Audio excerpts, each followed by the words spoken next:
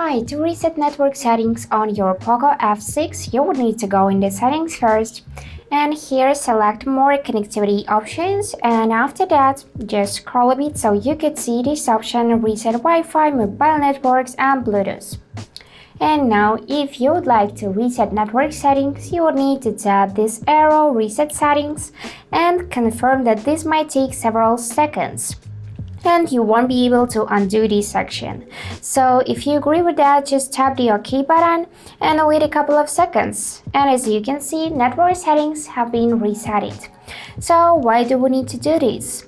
If you have some troubles with connection to Wi-Fi, for example, or Bluetooth connection, then resetting your network settings will help to solve this problem, and you would need to reconnect to the Wi-Fi. So just enter the password as you did before, and if you have any kind of Bluetooth devices, you would need to reconnect them to your phone too. And that's it for today. Hope this video was helpful and thank you for watching.